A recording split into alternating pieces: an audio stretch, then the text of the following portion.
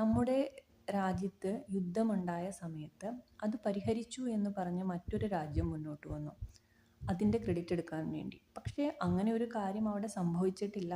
മാത്രവുമല്ല, നമ്മളുടെ ശക്തിയിലും ബുദ്ധിയിലും നമ്മളോട് യുദ്ധം ചെയ്യാൻ വന്ന രാജ്യത്തിന് എതിർത്ത് നിൽക്കാൻ കഴിയില്ല എന്ന തിരിച്ചറിവുണ്ടായി അവരായിട്ട് സ്വമേധയാ പിൻവാങ്ങുകയാണ് ചെയ്തത്.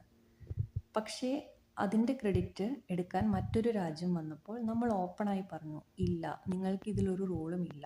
അതോടുകൂടി ആ രാജ്യത്തിൽ നിന്ന് നമുക്ക് പ്രശ്നങ്ങൾ നേരിടേണ്ടതായി വന്നു, അല്ലെങ്കിൽ നഷ്ടങ്ങൾ നേരിടേണ്ടതായി വന്നു. പല വസ്തുക്കളുടെയും കയറ്റുമതി നിരോധിക്കുകയും പല വസ്തുക്കളുടെയും പ്രൊഡക്ഷൻ ഇന്ത്യയിൽ വേണ്ടെന്ന് വെക്കുകയും. അപ്പോൾ അതിൻ്റെയൊക്കെ ഒരു കോൺസിക്വൻസസ് നമ്മൾ നേരിടേണ്ടതായി വന്നു.